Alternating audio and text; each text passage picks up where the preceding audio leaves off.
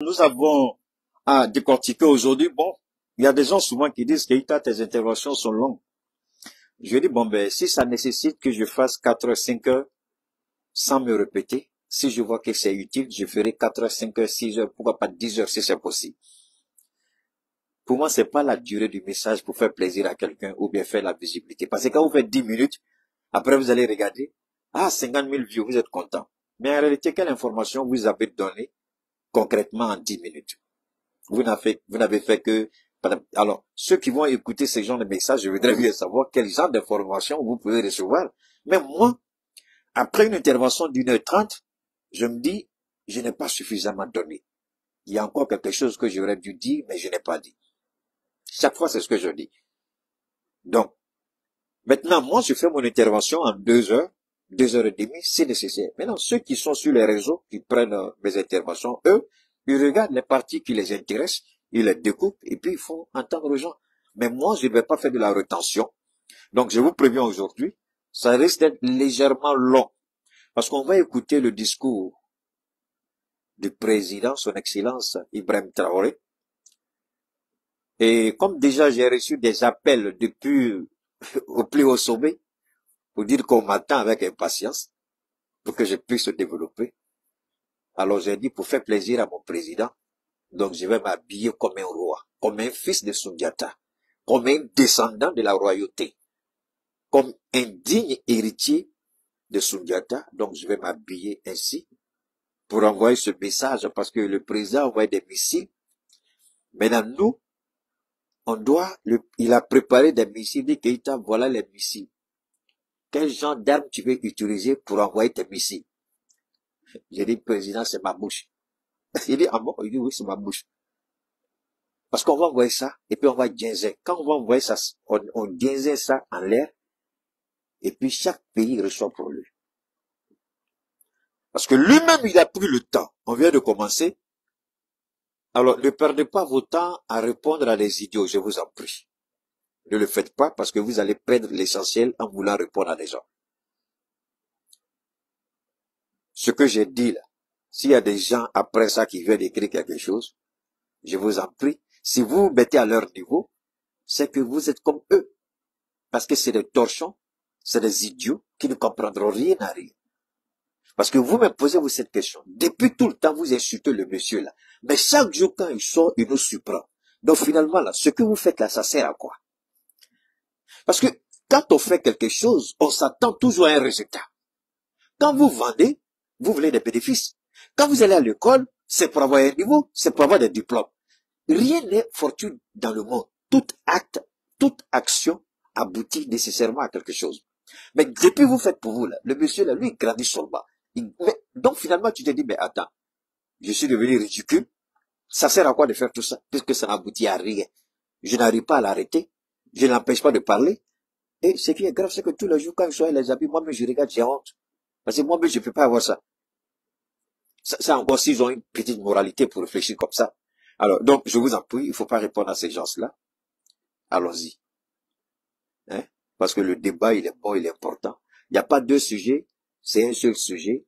Le capitaine Ibrahim et le discours, non seulement héroïque, panafricain, ce discours-là était important. Je vais d'abord présenter le cadre du discours. Après la rencontre des 3 chefs d'État de l'AES, la CEDEAO, le lendemain, avait son sommet. Et 2 présidents, il y a un 3e qui s'est ajouté lui-même, pour la simple raison que lui, il est un ancien putschiste, un ancien militaire. Umaru Embalo Sissoko. Faure Gnassingbé était militaire. Mais Embalo dit, puisque tous les deux ont fait un coup d'État.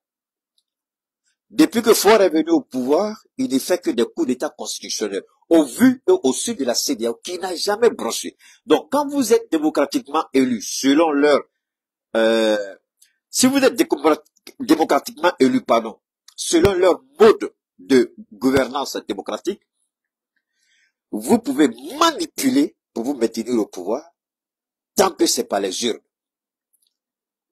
j'ai eu le temps de vous développer le véritable concept de la démocratie.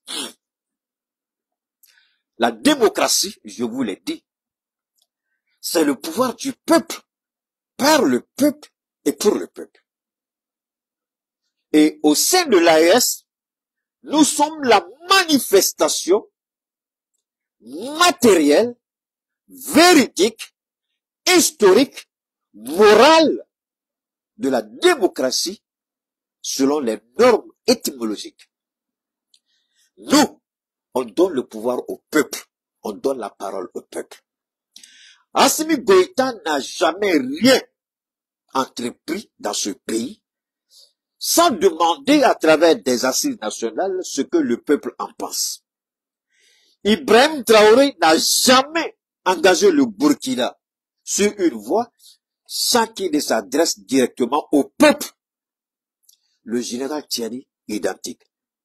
Nous, on ne prend pas de décisions dans les salons feutrés et dorés et les imposer au peuple. L'expression de l'émanation de la légitimité souveraine du peuple, c'est dans le Sahel. Et nulle part, même pas au Sénégal. Je dis bien, même pas au Sénégal, parce qu'on a vu ce que Macky Sall a failli faire. Alors, ce décor-là, vous devez le comprendre très bien.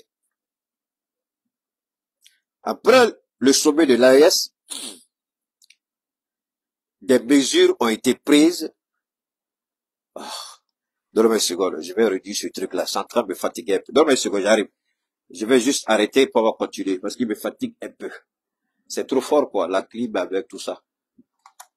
Voilà, faut que j'arrête ça, parce que lui me fatigue un peu là. Voilà. Alors donc, je reviens rapidement, toutes mes excuses, parce que j'ai un nouveau projecteur là qui est tellement puissant, je vais mettre le maximum, mais ça me fatigue un peu. Voilà. Alors, comme je disais, après les assises, la CEDEAO a fait sa rencontre, où 3 présidents ont été, enfin c'était 2, mais un troisième qui s'est ajouté. Alors ici, il est question de quoi? Vous vous rappelez, quand Assimi Goïta était à Sikasso, il a lancé des grandes réformes, de grandes réformes, autant pour moi, à Sikasso. N'est-ce pas ce que le capitaine a fait aujourd'hui? Nous, on donne la parole au peuple. Et on fait la volonté du peuple. Alors, permettez-moi de vous amener quelque part d'autre, pas en Afrique. Voilà un président pédé, homosexuel, dévergondé, un président français, qui décide de donner la parole au peuple, c'est-à-dire le peuple français, après son échec aux législatives européennes. Le peuple décide de sanctionner la Macronie. Il refuse de respecter la volonté populaire et légitime du peuple souverain français. Il veut créer plus de confusion en disant qu'il attend la formation des blocs à l'Assemblée nationale avant d'élire son premier ministre. Alors que tout le monde sait qu'en France, le parti qui gagne, logiquement, c'est ce pas parce qu'il veut encore débaucher des gens. Alors vous voyez à quoi cette démocratie ressemble. C'est lui-même président maintenant qui prend le téléphone et puis il appelle des députés élus pour négocier avec eux, pour avoir leur vote, espérant avoir une majorité et puis imposer son premier ministre. Voilà une démocratie que nous refusons chez nous en Afrique. On n'est pas même chose. Ces gens-là, ils se disent défenseurs des droits de l'homme. Ces gens-là, ils se disent qu'ils sont les initiateurs de la démocratie. Mais voilà un exemple de démocratie. Certes, on n'a pas pris le temps de décortiquer dans l'AS le débat de la Macronie. Mais voilà la réalité. Regardez en France. Pourquoi on refuse d'écouter la volonté du peuple? Ils ont d'abord, regardez très bien, ils ont d'abord diabolisé un parti, le Rassemblement national, les présenter comme les enfants de Satan et de Lucifer. Mais ils ont un homosexuel président, ça c'est pas un problème pour eux, ça c'est pas un cas de conscience. Ils ont un premier ministre homosexuel, ça c'est pas un cas de conscience pour eux, comme la fille de Paul Biya qui a humilié son père et sa mère en disant je suis lesbienne. Et Allah. Et Paul Biya, pardon, faut demander à ta femme, la Chantal, là, parce que on dit qu'elle a les petits coups à côté, elle est trop forte dedans. Est-ce que c'est vraiment ta fille? Paul Biya, faut faire test de paternité. La fille, là, je suis sûr qu'ils sont enfouis. On va tuer que peut-être les nombreux amants de ta femme, là, peut-être c'est pour elle dedans. C'est pas, ta fille peut pas te faire ça. Ton papa est président en fonction. Dans son pays, il a fait voter une loi pour criminaliser l'homosexualité. Et toi, tu viens à une femme, tu embrasses sur les réseaux, et puis tu dis tu es homosexuel, tu es homo. Donc tu as tué ton papa, mais tu l'as. Et puis regarde l'âge de ton papa et ses maladies. Au moins, intelligemment, tu peux dire, attends, j'ai laissé le vieux là. Même si je le fais pas même en respectant mon pays, en respectant les lois de mon pays. C'est pourquoi j'ai dit, Paul, pardon, faut demander à Chantal. Paul, demande à Chantal si c'est vraiment ta fille. Je ne suis pas certain que celle-là soit vraiment ta fille légitime. Mais Chantal, elle connaît. Sinon, un enfant ne peut pas faire ça à son papa, surtout une fille. On n'est pas en Europe. On n'est pas aux États-Unis. Il y a la culture, il y a la civilisation, il y a le respect. Et vous voyez partout, il y a les clubs LGBT, là, ils sont en train de jubiler partout, ils sont contents. C'est ce qu'Alassane Ouattara veut faire en Côte d'Ivoire. Parce que dans l'entourage proche d'Alassane Ouattara, il y a plein d'homosexuels et de lesbiennes dedans. Ça, c'est un autre débat pour un autre jour. Voilà ceux qui prétendent nous donner des leçons de démocratie. La France. L'Angleterre n'a pas perdu le temps. Quand le parti travailliste, Labour Party, quand ils ont gagné, face aux conservateurs, tout de suite, le Premier ministre a rendu sa démission et les a félicités. Le lendemain, le roi Charles a nommé le président du groupe Labour Party, il a nommé le gars comme Premier ministre. Mais pourquoi la France, depuis le dimanche passé, demain sera jeudi, je crois, il n'y a pas encore Premier ministre. Parce qu'il veut faire durer le suspense jusqu'aux Jeux olympiques. Il veut créer la confusion jusqu'aux Jeux olympiques. Et c'est eux qui nous donnent des leçons de démocratie. Alors, comme Assimi Goïta, le capitaine Ibrahim Traoré, au Burkina aujourd'hui, il a déterminé 4 axes. Rappelez-vous, Assimi Goïta, à Sikasso, avait déterminé 3 axes de terrorisme. Le terrorisme économique, le terrorisme armé, le terrorisme communicationnel. Ça, ce sont les 3 axes qu'Assimi Goïta a développés à Sikasso. Ici, le capitaine présente 4 points. Je ne vais pas énumérer, on va l'écouter. Et chaque point, il a pris le temps d'analyser, de décortiquer. Et ce qui m'a marqué, il dit, la diplomatie de chambre, nous, on n'est pas dedans. Si c'est mauvais, on sort, on vient dire au peuple que c'est mauvais. Quand c'est bon, on vient, on dit au peuple que c'est bon. La diplomatie par le mensonge, non, on ne le fera pas. Et il a insisté sur quelque chose qui m'a honoré. Je vous ai dit, et Ibrahim a répété exactement ce que j'ai dit. J'ai dit, quand les 2 présidents, Boni et Nicéphore, sont arrivés, le général s'est entretenu avec eux, ce que j'appelais close door, bien close door, en anglais. C'est-à-dire derrière les portes fermées. Et on a montré, preuve irréfutable, ce que le Bénin était en train de préparer. Quand je vous ai dit que le satellite qui est en orbite au nord du Mali, le temps qu'on ait notre propre satellite, quand je vous dis que ces satellites-là prennent des photos, il y a des gens qui ne voulaient pas me croire. J'ai dit, le satellite du Mali sert aux 3 pays. Je pense que les gens vont commencer peut-être à donner un peu de crédit. Vous croyez qu'on va sortir pour dire, ah, le satellite a commencé à marcher? Non, le satellite marche déjà. On a planté le drapeau du Mali déjà dans en haut là-bas. On a donné la photo au président. Alors vous croyez que c'est pour orner la galerie?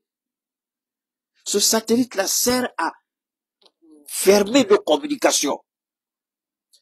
Hermétiquement, tu ne peux pas avoir accès à nos communications. Voilà pourquoi ces gens-là, ils sont paniqués, parce qu'ils ne savent même avant nos renseignements étaient sous-traités. Aujourd'hui, nos renseignements ne sont pas sous-traités. Nous avons la légitimité sur nos renseignements à travers les satellites et puis les radars de surveillance.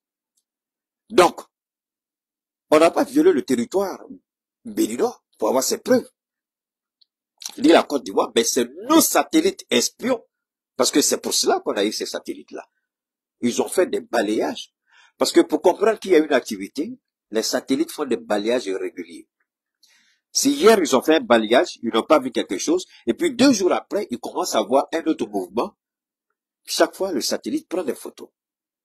C'est ce que je vous ai dit. J'ai dit, Dussofor et l'autre Yahi, on leur a montré des preuves irréfutables de l'implication du Bénin dans la tentative de déstabilisation, pas seulement du Niger, mais du Sahel tout entier, Mali, Burkina y compris. Ils ont vu. C'est pourquoi quand ils sont partis, vous ne les avez plus vus parler. Ils ont été dépassés par ce qu'on leur a montré. Je vous avais dit ça. Est-ce que le capitaine n'a pas répété ça aujourd'hui? Il dit on a les preuves irréfutables. On va présenter très bientôt la Côte d'Ivoire et le Bénin. Il y a des imbéciles qui peuvent venir, excusez-moi du peu, qui peuvent venir raconter leur vie de merde ici, Keïta Cheikh-Oumar s'en fout éperdument. C'est la vérité qui va prévaloir. Si je mens, vous allez voir que j'ai menti, mais si je dis vrai. Le capitaine, quand je l'entendais parler, j'étais assis dans mon salon, et puis je riais au-dedans de moi-même. J'ai dit, c'est pas vrai. Souvent, quand je le regarde, je vous ai dit ça une fois, je me vois, quand il parle, c'est comme si c'est moi-même qui parlais. Je me vois. Et cette connexion avec le président Ibrahim, c'est quelque chose qu'on ne peut pas décrire. Moi, je le vis. Je ne sais pas, peut-être que lui aussi le vit, parce que ce monsieur, quand il parle, je me retrouve tout de suite dedans. Je dis, ben ça, c'est Keïta qui est en train de parler, et je prends plaisir à l'écouter. C'est la même chose. Pendant tout le temps qu'il a parlé aujourd'hui, on n'a pas vu un seul document entre ses mains. Pas un seul document. Alors, une telle personne ne peut être qu'un don de Dieu. Pas seulement au Burkina, mais au Sahel tout entier. Il a une communication fracassante. Il a un parler simple, mais véridique. Il sait ce qu'il veut. Il a un objectif précis. Il a fait tellement de trucs aujourd'hui. Alors, je vais vous permettre, on va l'écouter et puis on va évoluer. C'est pas ça? On va l'écouter. 3 phases. La première phase va concerner On va l'écouter. à partir de laquelle je vais vous expliquer comment est-ce que nous voyons ce monde. Ok. La deuxième phase, Écoutez, hein. nous allons nous consacrer à vous expliquer pourquoi nous devons continuer à nous battre. Et après, l'étape la plus importante, ça sera de vous décliner de façon sommaire la vision pour l'avenir, si je peux m'exprimer ainsi. Vous vous rappelez qu'il a dit, je vous présente ma vision du Sahel. Oui, je n'ai pas dit ça. Quand j'ai dit 100 millions, il dit, voilà ma vision, la vision que Dieu m'a montrée, ma vision du Sahel. Il dit, on va développer notre vision. Et cette vision est en totale harmonie, conformité et synchronisée avec ce que moi, je pense, je ressens et je vis quand je me projette dans le futur. On va écouter. Il va développer, point par point. Et puis, ma modeste contribution, je vais le faire en vous amenant à mieux comprendre un certain nombre de points. Parce qu'il a été, on ne peut plus clair, on peut dire, il a tellement bien parlé que ce serait hasardeux de vouloir analyser ou interpréter, parce qu'on risque de passer à côté. Vous croyez que j'ai pas réfléchi à ça? J'ai réfléchi à ça, j'ai dit, mais attends, il a tellement bien parlé. Si je veux intervenir, est-ce que je ne vais pas pervertir un peu ce qu'il a fait? Est-ce que je ne vais pas transgresser? Est-ce que je ne vais pas dénaturer ses propos? Ou sa vision de ce discours-là? Et puis après, je suis resté là, c'est à la fin, quand j'ai commencé à l'entendre, je dis, ah, attention. Je me retrouve dans son discours, donc je pense que de ma modeste manière, je pourrais développer un peu pour que vous puissiez chacun amplifier la compréhension que vous avez eue, cette compréhension sommaire, ce qu'il dit, et puis nous allons développer un peu plus. Sinon, je ne voulais pas le faire, hein, je vais être honnête avec vous, parce que je dis, je n'ai pas envie de dénaturer ce qu'il a dit. C'est tellement bien dit. Mais c'est comme si quelque chose me venait, il dit, non, non, non, tu dois parler, tu peux. Donc, je vais essayer avec modestie ce que je peux, on va partager ensemble. On y va.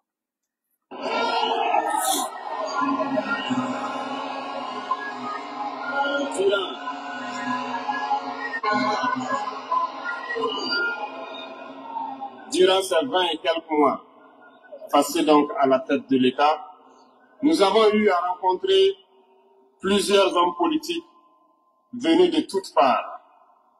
Nous avons rencontré des centaines de diplomates venus de toutes parts.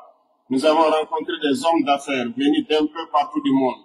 Nous avons été ouverts à tous ces échanges, à toutes ces discussions pour pouvoir apprendre du monde, pour pouvoir comprendre le monde.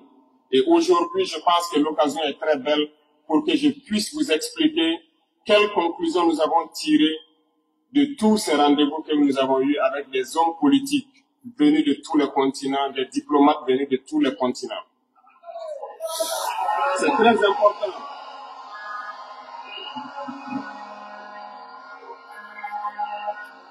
C'est très important la conclusion que nous avons tirée et ça doit vous permettre de comprendre le monde. Parce que souvent, dans nos contrées, nous n'avons pas cette perspective de pouvoir avoir accès à certaines personnes qui vont vous enseigner beaucoup de choses à travers leur comportement, à travers leurs propos, et aussi en vous disant comment ils nous voient. Ok. Camarades.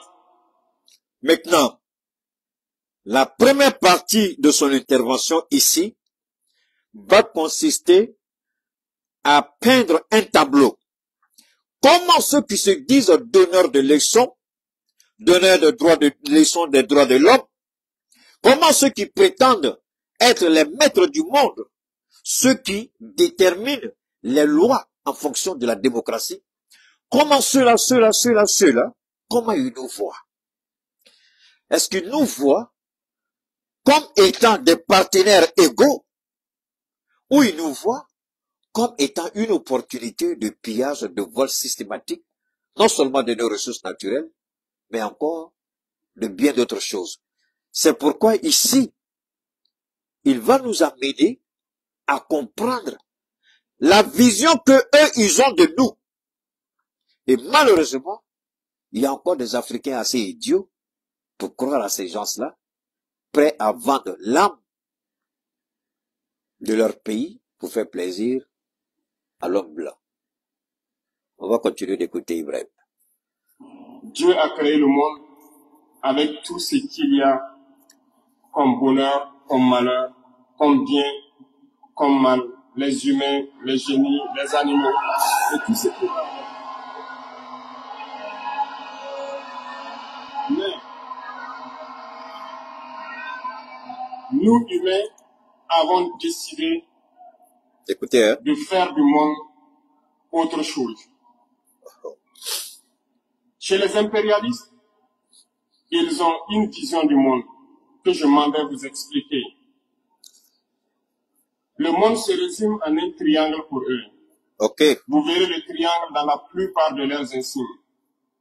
Peut-être que vous ne comprenez pas, mais le monde se résume en un triangle. Pour eux, au sommet du triangle, se trouve l'empire du bien. Et l'empire du bien, c'est eux. C'est la prospérité, c'est tout ce qui est positif. C'est eux qui ont droit à tout ce qui est bonheur sur ce monde. C'est eux qui ont droit à toutes les richesses. C'est à eux d'imposer leur manière de voir le monde. C'est à eux d'imposer leur vision, leur mode de vie. Voilà. Ici, ce que le capitaine dit, je vais essayer de faire un ramassis rapide. Le président Assimi Goïta nous avait déjà interpellé sur les propos exacts du capitaine là.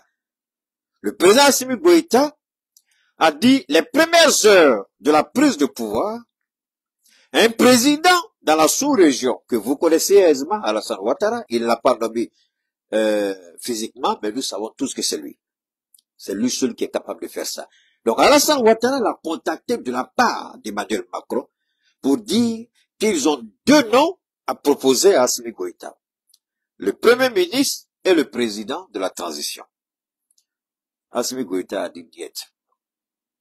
Les Américains sont passés par Nana Addo Akufo pour inviter, en ce moment il était président de la CEDEAO, pour inviter Assimi Goïta au Ghana, à Accra. Arrivé à Accra, Nana Addo Akufo a fait la même chose. Les Américains ont proposé, eux, à leur tour aussi, 4 noms. Entre les deux, il faut choisir un nom pour le président, un nom pour le Premier ministre. Est-ce que ça ne répond pas ici à la démonstration du capitaine Ibrahim Traoré? Alors, ça c'est un premier point. Lui-même, il a vécu ça. Hein? Apollinaire a parlé de ça. Le Premier ministre burkinabé nous a toujours parlé de ça. Mais ce n'est pas tout. Au Niger, on dit qu'on était prêt à détruire le peuple pour imposer une marionnette appelée Bazoum. On était prêt à massacrer tous les Nigériens pour que l'esclave de Bazoum revienne au pouvoir afin qu'il continue de voler et de piller les ressources du Niger.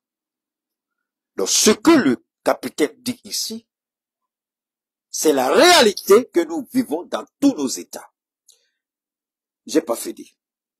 Quand vous regardez Diomaye Faye, nous avons tous cru que cet homme-là, avec la probité et l'intégrité dont Ousmane Sonko a vanté les mérites de Diomaye, on s'est dit, ah, c'est bien. Mais Ousmane Sonko a fait trop vite, il a parlé trop vite. Je suis sûr que Ousmane Sonko, il a la honte de sa vie parce qu'il ne peut pas sortir pour dire certaines choses encore avec le comportement de Diomaye. Regardez comment la télévision sénégalaise accompagne bien le ridicule, l'idiotie. C'est de ça qu'il parle ici. Diomaye, on a cru que voilà quelqu'un qui dit une transformation systémique. Mais regardez ce qu'il fait. En quoi est-ce que ce que Diomaye fait aujourd'hui est différent de ce que Macky Sall faisait? Sur le plan international d'abord. En quoi est-ce que ce qu'il fait est différent? Diomaye, on a changé peut-être le maître. J'ai oublié. On a changé l'esclave. Mais les données de l'esclave sont encore là. L'esclave de maison, on a changé de propriétaire, mais celui qui est venu là. Donc Diomaye aujourd'hui.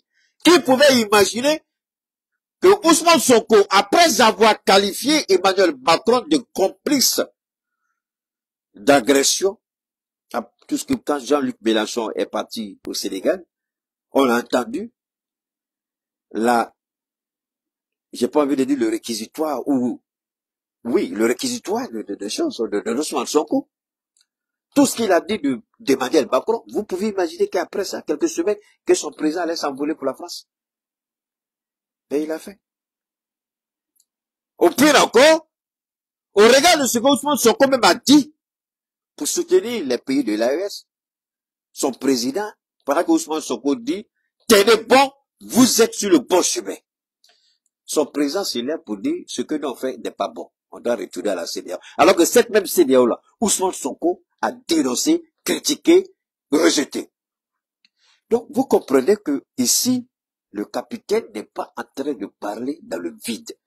Tout ce qu'il dit est documenté. Et tout ce qu'il dit, nous sommes tous, vous et moi, témoins de cela. On pouvait s'imaginer que Bassirou allait nous faire ça. On pouvait s'attendre à ça, que Bassirou allait nous trahir. Nous, on ne demande pas à un président d'insulter qui que ce soit. Les réseaux sont déjà chargés d'insulter public. Mais on demande au président d'être courageux. Voilà pourquoi ici, il a dit quelque chose pour appeler Bassirou à l'ordre. Alassane Ouattara et Patrice Talon.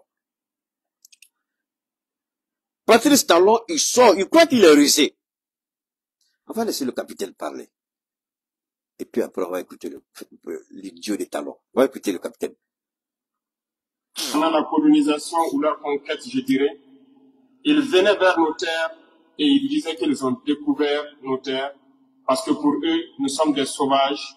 Nous n'avons rien de comme eux, en fait. Donc, ils nous appelaient des indigènes. Et c'est eux, le peuple. Ils s'arrogent tous les droits. Et pour eux, le monde doit marcher comme ce qu'ils veulent.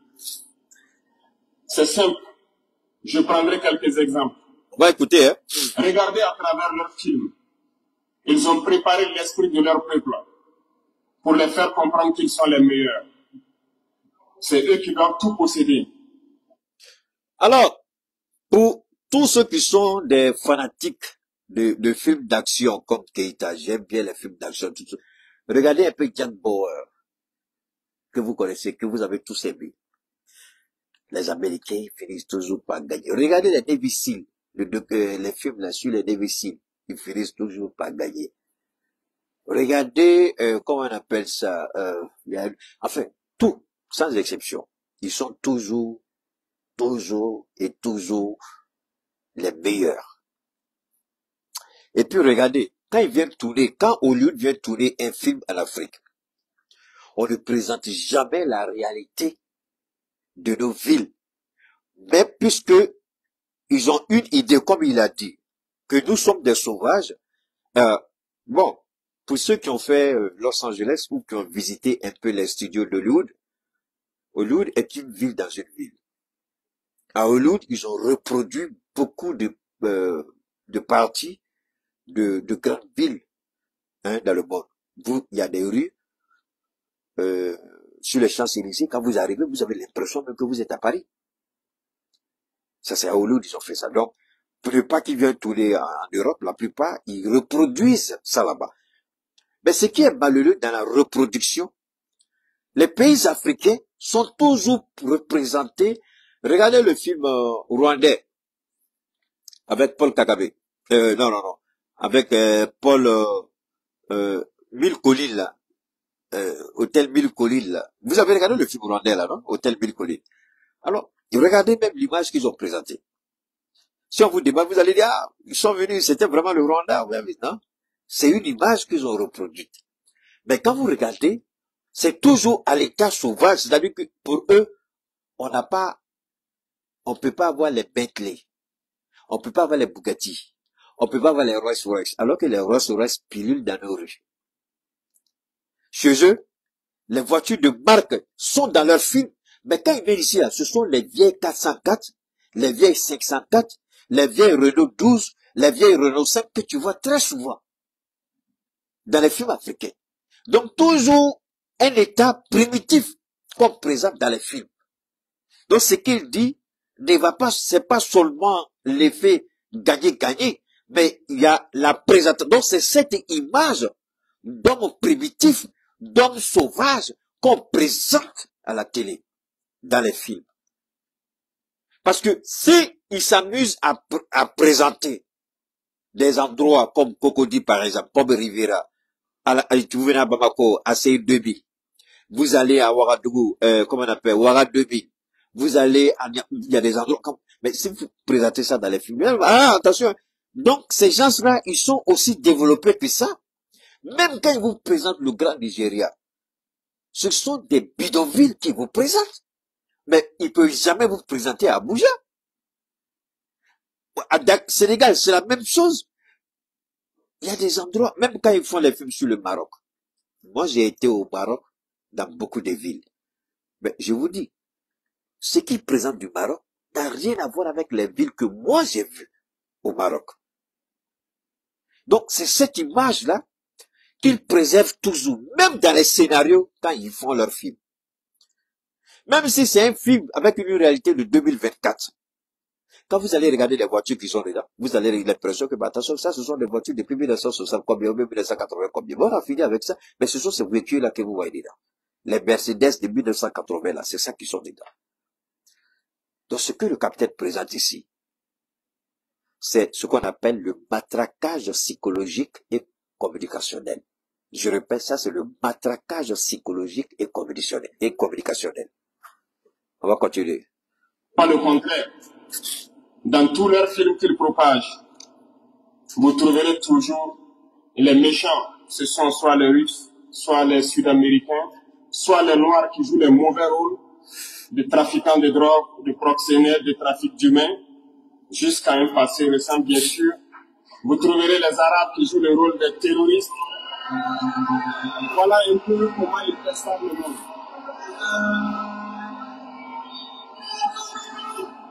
Quand je prends sur le volet économique, on va écouter, qui parmi nous n'a pas traité les produits chinois des produits Shintok, comme on aimait l'appeler, de mauvais produits. Mais aujourd'hui, j'ai pu vous dire qu'on a tout tort. Parce que la Chine est à un niveau de technologie assez avancé.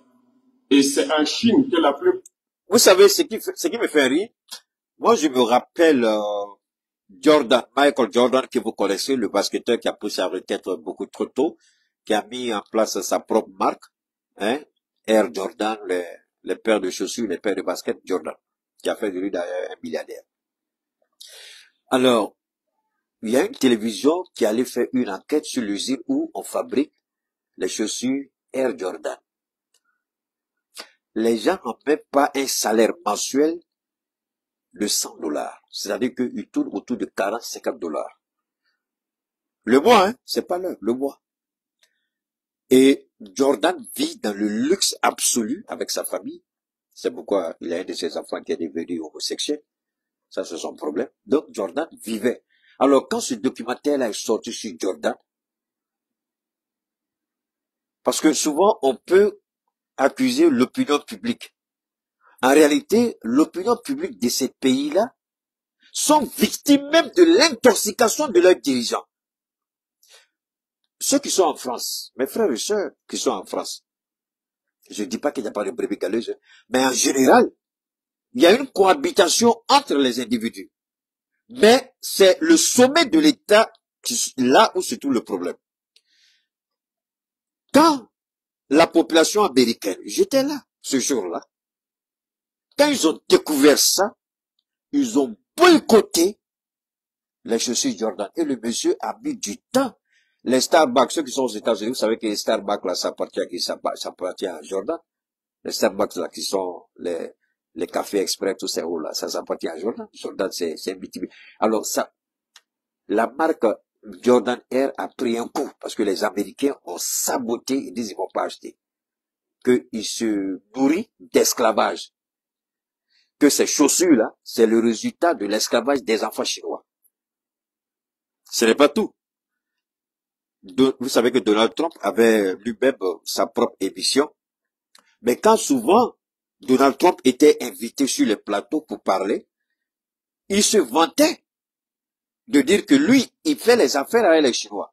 Il dit de lui montrer dans la maison un seul objet dans une maison électronique, ustensiles de cuisine, un seul frigo, tout ça, un seul qui n'a pas été fabriqué en Chine. Il dit, il n'y en a pas. Et puis, c'est pas faux. Il dit, bon, rentrez chez vous. Il a pris sa cravate, parce que vous savez, c'est un homme d'affaires. Ce jour-là, il a pris sa cravate devant, j'oublie est-ce que c'était pas, j'oublie le nom de l'animateur, là. J'ai regardé l'émission. Le gars, il vient, mais il a pris la cravate de choses. Donald Trump, il regarde ma cravate. Qu'est-ce qu'il écrit? Made in China. Il dit oui. Et puis là, il dit, toi-même, là, ta cravate. Viens, on voit ta cravate. On regarde la cravate de monsieur, c'est Made in China. Donc, aux États-Unis, 90% des produits sont fabriqués en Chine. Mais eux, ils disent, ils veulent pas que nous, on travaille avec la Chine. Ils nous interdisent d'avoir des relations avec la Chine et la Russie. Au moment où les Américains sont en train de nous menacer de ne pas avoir des relations avec la Russie aujourd'hui, jusqu'en novembre, toutes les sanctions économiques sur la Banque centrale russe aux États-Unis, toutes les sanctions ont été levées jusqu'en novembre 2024. Et ça, c'est une réalité. Vous n'avez qu'à aller sur le site du département d'État ou de la Maison Blanche, vous allez voir que les bannes ont été levées, les interdictions ont été levées. Parce que l'économie américaine était en train d'asphyxier. Mais nous, on nous présente comme étant ce qu'il a dit. Vous êtes des sous-êtres, vous êtes des animaux, c'est à nous de déterminer avec qui vous êtes. Mais pourquoi vous ne venez pas enlever Calisson pour nous montrer comment on doit faire la chose là, et puis on met nos enfants. Venez nous apprendre ça aussi. Un gros gaillard qui marche, qui construit sa maison, qui épouse sa femme, toi tu regardes le gros gaillard là, puis tu lui dis, tu sais pas ce que tu veux. Toi idiot, tu sais mieux que moi. Toi moi tu as perverti la moralité. Parce que vous, il y a des pays européens où c'est permis d'aller avec les animaux. Oui. Il y a des pays européens où ils ont dépénalisé et ils ont autorisé, si quelqu'un veut coucher avec un animal, il peut coucher avec un animal. On a parlé de ça ici. Alors, c'est eux-là qui veulent nous apprendre la civilisation. Pendant que nous, on respecte le corps de l'homme, eux, ils veulent prendre le corps de l'homme au motif de la liberté de faire de son corps ce qu'on veut. Les pays viennent s'approvisionner, mettre leur marque dessus et nous revendent comme étant leur propriété. Regardez autour de vous. Nos entrepreneurs qui sont dans le BTP ne diront pas le contraire. Tous leurs engins aujourd'hui sont chinois. Ceux qui font le transport ne diront pas le contraire. Ils nous ont menti. Parce que nous avons fait le tour du monde un peu dans ces 20 mois pour chercher des entreprises, pour chercher des usines. Et nous avons compris que tout revenait là-bas. Mais par leur communication, ils nous ont amenés à détester tous les produits chinois, à vouloir nous faire comprendre que ce qui est bon venait de chez eux. Pas forcément d'ailleurs. C'est simple. C'est ça la réalité. Alors, cela encore, je vais vous amener un peu plus loin. Et je vais voir, j'espère que je vais essayer de vous faire écouter ceci. Hein. Je vais vous... Ne quittez pas. Hein. Ce qu'il a dit là, le capitaine a dit quelque chose. Avant qu'on continue le capitaine, comme je vais vous amener ici. Je vais vous amener ici. Attendez, hein. Voilà. 2 secondes. Ok. Non, attendez. Jeune Afrique. Je vais vous faire écouter quelque chose de Jeune Afrique pour que vous compreniez bien ce que... Parce qu'il y a un élément fondamental qu'il a dit ici, que je voudrais vous amener à écouter, l'intervention de Boubou Cissé avec Alassane Ouattara. Je vais essayer ça rapidement. Ok. Voilà, je vais rapidement faire ça. Boubou Cissé. Voilà, Boubou Cissé. Pour que on comprenne bien. Vous allez écouter, hein. Voilà, ce qu'il a dit. Voilà, voilà, c'est ici. Merci. On va écouter ça. Voilà, on va écouter. Ça va bien, tu es où là?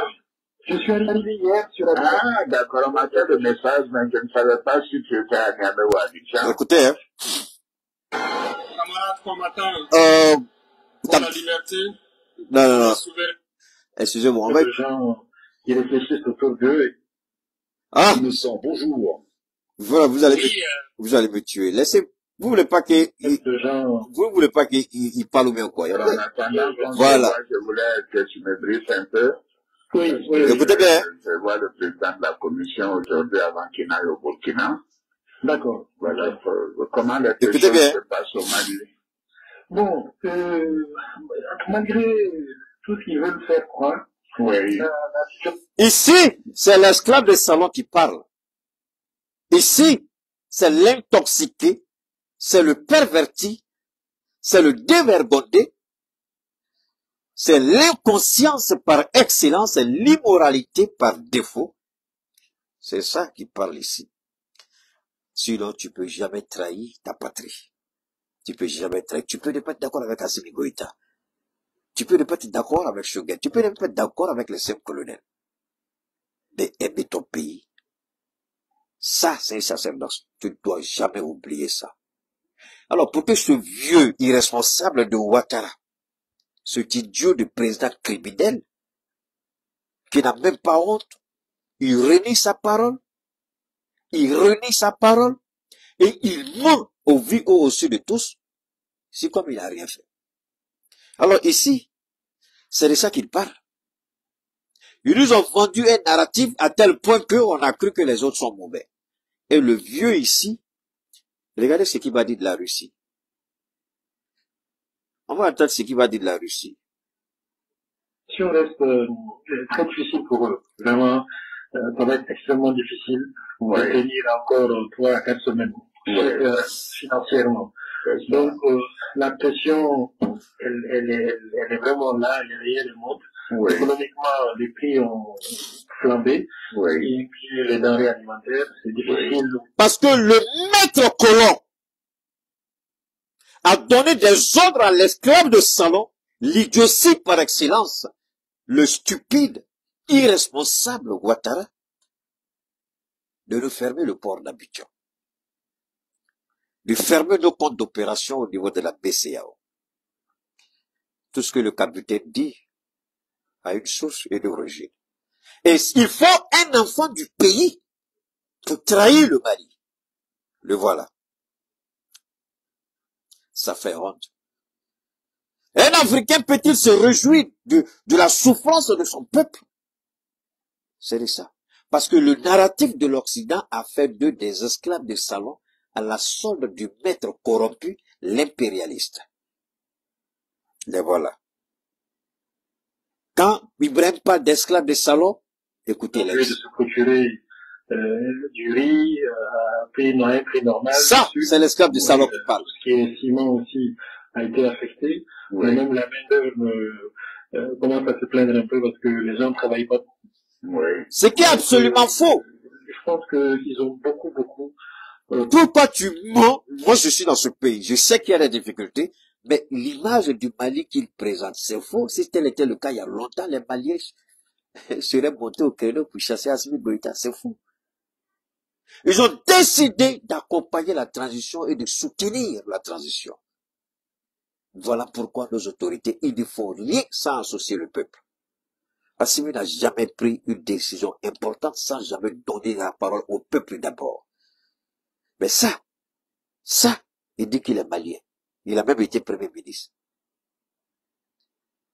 C'est pourquoi vous reconnaissez véritablement l'homme que en face des situations réelles, c'est là que vous connaissez la valeur morale, intellectuelle et psychologique d'un individu en face des difficultés. Jusqu'à ma mort, je ne vais jamais trahir ni la Côte d'Ivoire, qui m'a tout donné, encore moins le Mali, qui est mon pays d'origine. Mon sang, c'est le Mali. Jusqu'à ma mort, je ne vais jamais trahir le Mali. Quelles que soient les difficultés, je préfère ne pas parler si ça ne me convient pas, mais je ne vais jamais vendre mon pays comme ça. Ça, c'est la honte et c'est la déchéance morale. Boubou Sissi. Écoutez.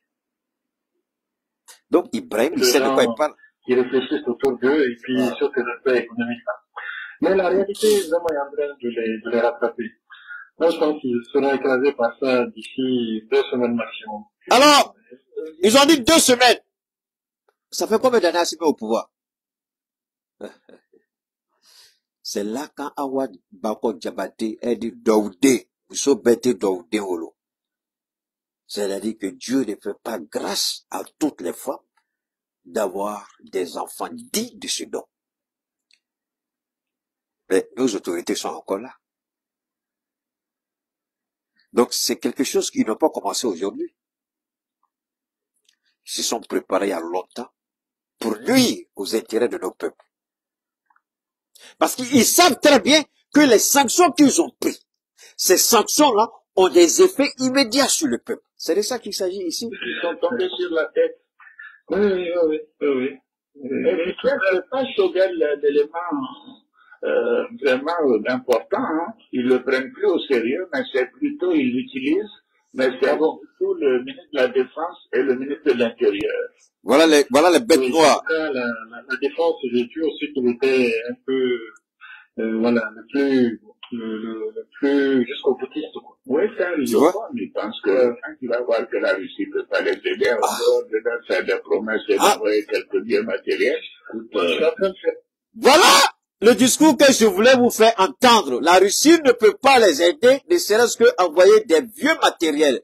Parce que la Russie n'est même pas la 5e puissance économique mondiale devant le Canada et tous ces autres-là. Mais aujourd'hui, la Russie est la première puissance dynamique économiquement parlant. Il y a 2 puissances économiques qui ont émergé ces 2 dernières années, mais que l'Occident refuse de reconnaître. La Chine et la Russie. Aucun pays européen n'est devant la Russie et la Chine. Les États-Unis eux-mêmes ont du mal à se retrouver parce que l'Arabie Saoudite a coupé le pont. Donc, ils ne sont plus tenus par un quelconque accord avec les Américains, désormais. Ça, c'est un sérieux problème que les Américains ont. Donc, qui peut battre aujourd'hui ces deux puissances-là?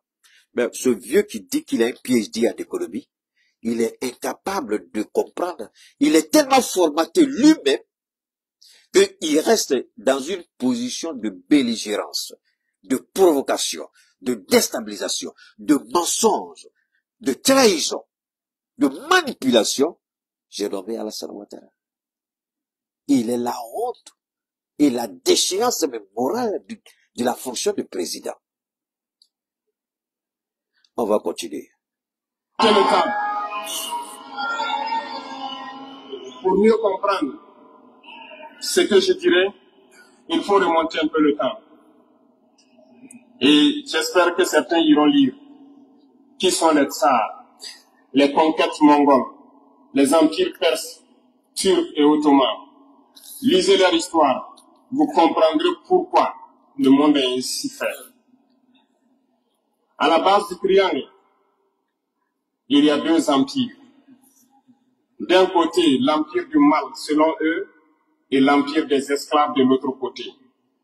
Écoutez voilà bien. Comment ils voient le monde. Qui est-ce qu'ils appellent l'empire du mal? La Chine. Ceux dont je viens de citer tout de suite. La Russie. L'origine, et je vous ai dit de remonter le temps, allez-y lire, vous comprendrez pourquoi ils sont l'empire du mal à leurs yeux. La Chine et la Russie. Ils combattent l'empire du mal. Pour eux, l'empire du mal doit disparaître. Pour eux, l'empire des esclaves incarne le diable. C'est nous. Ils communiquent et ils le font comprendre à leur peuple ainsi. Voilà pourquoi après la Seconde Guerre mondiale, dans les années 80, je prendrai le cas de la Russie, où tous les stratagèmes ont été mis en œuvre pour l'effondrer avec le président Gorbatchev. En États-Unis, c'est le président Ronald Reagan qui était à la manœuvre. 3 stratagèmes principaux ont retenu notre attention. Écoutez bien. Ils sont allés donc au niveau de l'Arabie Saoudite les demander de baisser le prix du pétrole de $35 à $7 pour faire écrouler l'économie russe. Parallèlement à cela, le deuxième stratagème, n'oubliez pas quelque chose. Deuxième. Ces mêmes personnes qui viennent de quitter. Pour vous permettre de bien comprendre, parce que si j'entasse, peut-être que ça va être un peu trop. On va aller mollo, hein, les gars. C'est bon comme ça. La question du pétrole, je l'ai abordée tout à l'heure. Qu'est-ce qu'ils ont dit? À l'Arabie Saoudite, on vous donne toutes les armes que vous voulez. On va assurer en plus votre protection. Ils avaient signé un contrat de 50 ans. 50 ans renouvelables. Et cette année, le contrat est venu à échéance. Et l'Arabie Saoudite, avec le prince Ben Salman, prince héritier, il a révoqué, il a refusé de renouveler le contrat. Il dit non, c'est terminé. Désormais, l'Arabie Saoudite va négocier avec qui il veut. On ne veut plus être tenu par un quelconque contrat avec les États-Unis. On ne veut pas.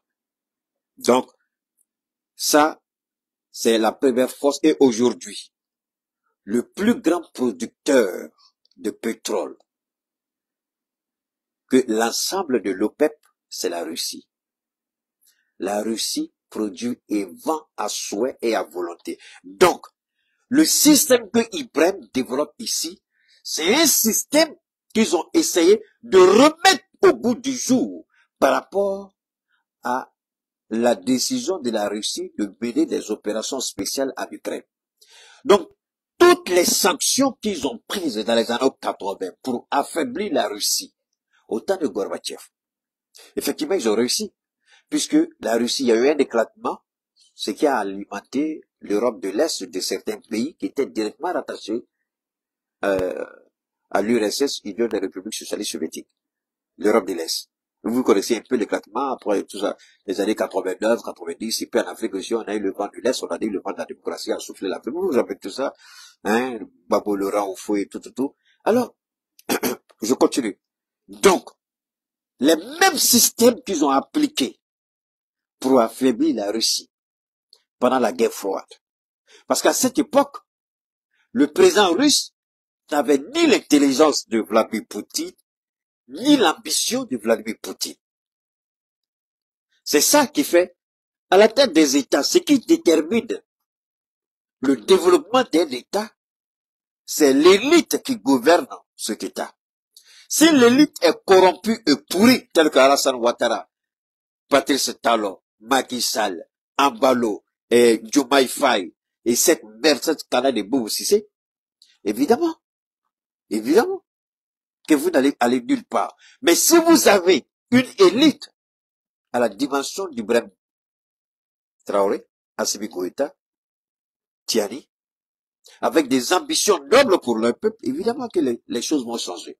Donc, Gorbatchev n'était pas ambitieux. Gorbatchev, quand les officiers russes lui faisaient des propositions, quand il accepte, à la dernière minute, il a peur. Parce que la propagande américaine qui était mise en avant faisait croire à la Russie que l'Amérique peut nettoyer la Russie de la surface de la terre, ce qui était absolument faux. Non. Leur puissance en réalité, l'impérialisme en réalité, la prospérité occidentale dont on parle en réalité, repose sur un mythe. C'est tout simplement un mirage. Quand vous conduisez votre voiture ou quand vous êtes dans une voiture, vous regardez le goudron au devant, vous avez l'impression que le ciel va toucher le goudron et puis vous voyez, c'est comme s'il y a de l'eau. Il n'y a pas l'eau. Le ciel ne touche pas. C'est ce qu'on appelle un mirage. Une fausse image. L'esprit voit ça, mais c'est une fausse image. C'est un mirage. La prospérité de ces gens-là, il n'y a pas de substance là-dessus. J'ai toujours dit. Le seul pays qui peut supporter un choc, et là encore, il peut supporter un peu, c'est les Américains. Et quand c'est chaud, la Réserve fédérale, un peu des dollars et puis injecte dans l'économie pour supporter. Voilà pourquoi la politique monétaire, quand vous n'avez pas le contrôle de votre monnaie, vous devenez un sujet à l'esclavage. Est-ce que vous avez bien compris ça? Alors, ici, Gorbatchev n'a pas mis en avant l'aspect économique.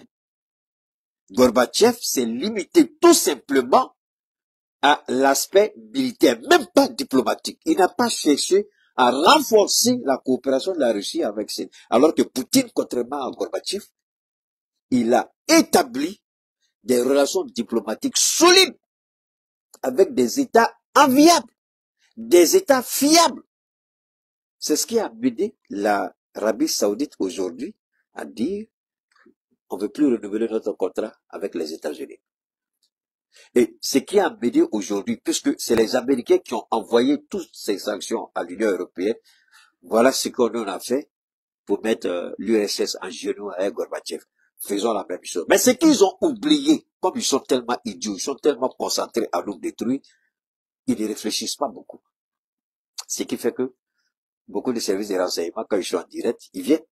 Actuellement, où on parle là, il y a au moins 3, 4, 5, 6 services de renseignement qui sont collectés. Ne vous en faites pas. Ils viennent avec des noms du là. Je sais que vous êtes là et on se connaît, on sait qu'on écoute. En plus du renseignement malien qui me suit tous les jours, je dis bien, tous les jours, le renseignement malien est collecté. Quand je suis en direct, ils viennent écouter.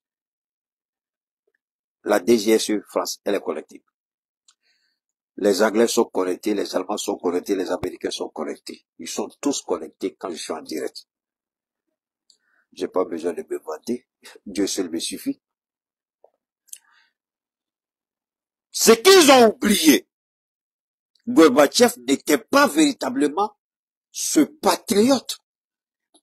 Pour compenser son échec, pour remédier à sa faillite, Gorbatchev a demandé à Vladimir Poutine de venir à ses côtés. Voilà parce que c'est le seul qu'il voyait. Les décisions que lui, il était incapable de prendre, il sait que Poutine pouvait les prendre. Donc, il a mis sa force et sa confiance à Poutine pour gérer certaines situations. Comment Poutine est venu au pouvoir? Comme le capitaine dit, allez lire là. Moi, j'ai pris le temps d'étudier le parcours de Poutine. Depuis le KGB jusqu'au FSB. Comment il a gravi les échelons? J'ai pris le temps de connaître Poutine. J'ai pris le temps aussi de connaître un peu le président chinois, surtout sa femme aussi. Quand vous appréciez des gens, pour mieux comprendre ces gens-là, pardon, c'est de chercher à les connaître un peu, comment leur ascension s'est faite. Je connais pour le président chinois, je connais pour Vladimir Poutine, je connais un peu pour Erdogan. Bon, l'Inde, je connais pas trop, l'Afrique du Sud, je connais pas trop, le Brésil, je connais pas trop, mais ceux-là, les trois-là, j'ai pris mon temps pour les connaître. Erdogan, Xi Jinping et puis Vladimir Poutine. Parce que tôt ou tard, c'est avec eux qu'on va travailler pendant comme des partenaires fiables. Alors, quand il parle ici, effectivement, c'est vrai. De toutes les sanctions qui ont été prises aujourd'hui, au total, est-ce que vous savez combien de sanctions ont été prises contre la Russie? Quelqu'un connaît le chiffre? 21 000 sanctions. Je n'ai pas dit 21 sanctions. Je n'ai pas dit 11 sanctions. J'ai dit 21 000 sanctions. Vous connaissez un État avec 21 000 sanctions qui devient la première puissance économique? Il faut que le dirigeant soit un génie. Je dis même 21 000 sanctions contre la Russie. C'est ce que l'Union européenne a pris avec la guerre d'Ukraine. 21 000 sanctions. Parce qu'ils ont répliqué tout ce que les Américains leur ont dit, mais ils ont oublié que cette fois-ci, celui qui était au pouvoir n'était pas Gorbatchev. Un patriote, déterminé, engagé. Et il a mené son pays une transformation spectaculaire auquel personne ne s'y attendait. C'est la même chose que Xi Jinping a fait. Quand Xi Jinping est arrivé, Xi Jinping, quand il est arrivé, il a transformé la Chine en un tour de bâton magique. Il a mis les Chinois au travail. Poutine a mis les Russes au travail. Mais dans le Sahel, d'autres présidents vont nous mettre au travail. Parce que ceux qui s'assemblent, c'est ce qui se ressemblent. On a vu en eux comment ils ont transformé leur pays, leur économie. Maintenant, on s'est dit, on veut les dépasser. Donc, on va aller plus. Donc, désormais, le narratif négatif de l'Occident, le poison qui détruit l'intellect, la moralité, notre culture, on n'est pas dedans. Parce que même le Burkina, juste une petite parenthèse, l'homosexualité, si tu es femme, que tu es homosexuel, si tu es garçon, il faut aller au Burkina, ou bien faut te manifester comme la fille maudite de Chantal. Là. Parce que moi, je suis pas d'accord. Hein. Elle n'est pas la fille de Paul Biya. Elle est la fille de Chantal, mais son papa, elle n'a qu'à aller chercher son vrai papa. Parce que tu peux pas être papa de la fille d'un président et puis faire une bêtise pareille en Afrique. J'ai dit, la fille de Chantal, là, il doit quand bien faire son ADN. C'est pas enfant de Paul Biya. Moi, je peux jurer, c'est pas, parce que, elle, il n'y a rien en elle qui ressemble à Paul Biya. Ah, Blaise Compaoré n'a pas une seule fille avec sa femme. On a vu la fille de Blaise Compaoré, là. Beaucoup de présidents ont des filles, là. Mais pourquoi elle doit monter, c'est comme elle a un problème avec le Cameroun. D'accord, tu n'es pas d'accord avec tes parents, ça c'est un autre problème. Peut-être que sa mère a caché qui est son, elle sait qui est son vrai père, c'est pourquoi elle a fait ça, hein. Vous allez dire que quelqu'un a dit ça, c'est un jour. Moi, j'ai dit pourquoi. Elle sait qui est son vrai père. C'est pourquoi elle a fait ça. Parce qu'elle sait très bien, en faisant ça, elle va nuire à Paul Biya. Alors qu'il y a une loi dans le pays qui pénalise l'homosexualité. Vous croyez que elle a fait ça comme ça? Elle a découvert peut-être que Paul n'est pas véritablement son père. Voilà pourquoi elle a fait ça. Soit disant qu'il combattait les talibans ont été reçus par le président Ronald Reagan à la Maison Blanche. Ils ont été armés par la CIA. Alors, regardez très bien. Regardez très bien. Ce qui s'est passé avec la Russie et l'Union européenne, c'est la reproduction de ce qui s'est passé entre Gorbatchev et Ronald Reagan, le président américain. Écoutez très bien. Ils ont tenté, je vous ai dit tout à l'heure, 21 000 sanctions contre la Russie. Tout a échoué. Mais aujourd'hui, la Russie est la première puissance économique. Qu'on ne veut pas ça comme ça. Et les Chinois aujourd'hui ont les meilleures voitures hybrides et électriques au monde. Personne. Ils ont talonné Elon Musk, BYD et autres. Ils ont talonné Elon Musk il y a longtemps. Mais Elon Musk, sa force, c'est que il a des innovations technologiques du futur dans ses voitures qui fait un peu la différence. Alors, je reviens. Maintenant, ici, les talibans ont été reçus par qui? Ronald Reagan. À cause de qui? À cause de la Russie. Écoutez bien. Parce que ça va vous permettre de comprendre ce qui se passe aussi dans le Sahel. Regardez quand Ibrahim fait ses gens d'ouverture. C'est pourquoi j'ai dit, je ne sais pas si je serai à la hauteur. Alors, Dieu est en train de m'aider à comprendre ces choses-là comme ça. Parce que moi, je ne les avais pas compris comme ça quand j'ai écouté Ibrahim. Mais c'est dans le développement que les idées commencent à venir et puis on partage. Donc ce que vous entendez, c'est pas quelque chose que j'ai préparé. Hein? Voilà, donc ça vient comme ça. Donc quand vous regardez ce qu'ils ont fait avec Gorbatchev, l'URSS, ils ont reproduit et puis ils ont augmenté à 21 000 sanctions, croyant faire tomber l'économie russe. Mais ce qu'ils ont oublié, Poutine a pris le temps de sceller des relations solides avec certains pays. L'impérialiste reste toujours figé au passé. L'impérialisme refuse le progrès, le développement et le futur. Il le veut pour lui-même, mais il se dit que les autres doivent rester toujours dans une position stationnaire. L'immobilisme. Tu vas pas devant, tu vas pas derrière, tu restes sur place comme ça. Ils peuvent faire de toi ce qu'ils veulent. Mais c'est vrai, ce que la Russie leur a donné. La Russie, ils sont surpris de ce que Poutine fait aujourd'hui. Mais ce n'est pas tout. Les différentes commissions de défense, aussi bien en Europe qu'aux États-Unis, ils ont appelé les responsables du renseignement pour poser la question. Est-ce que vous n'avez pas vu ces changements-là venir? Ils disent, vrai, on n'a pas vu venir. Parce qu'ils sont étonnés. On va bien écouter. Donc, les talibans, reçus par le président de la démocratie des États-Unis, alors que ils prétendent les combattre aujourd'hui ou dans le Sahel. Mais qui les a armés? Ibrahim va le dire tout de suite. Les fameux missiles Stinger sol-air ont été livrés aux talibans pour combattre les Russes. Et plus tard, ils viennent supposer les combattre. Allez-y comprendre. Vous comprenez? Le troisième stratagème, c'était un bluff. Le projet IBS, Star Wars. Lisez, vous comprendrez pourquoi. Ils ont amené le président Gorbatchev à créer le projet Paulus qui a enfoncé la Russie. Une fois que la Russie s'est effondrée, ceux qui se prétendent être de l'Empire du bien ont commencé à jubiler. Jusqu'à ce qu'ils viennent, cette équipe avec Vladimir Poutine, pour essayer de remonter la Russie à surface.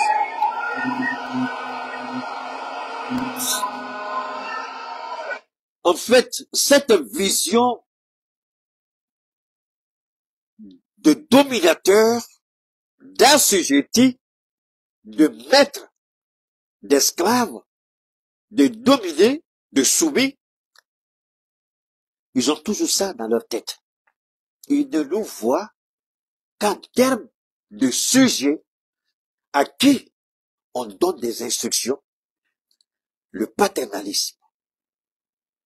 Le paternalisme. Aucune considération. On vous impose, on vous dicte et vous faites comme eux, ils veulent. Voilà cette image de l'Occident. Voilà ce qu'ils veulent qu'on retienne. Nous ne sommes rien sans eux. Wouh, wouh, wouh. Voilà l'idiot ivoirien là, Alassane Ouattara, c'est ce qu'il a dit. Mais aujourd'hui, la réalité est là. Choquante. Révélatrice. Est-ce qu'on a réellement besoin d'eux? Non. Puisqu'on a rompu pratiquement toute forme de collaboration avec eux, diplomatique, militaire, économique. Donc, est-ce que sans eux, on ne peut pas être ce qu'on veut être? Ce narratif a amené beaucoup de nos présidents à commettre des erreurs.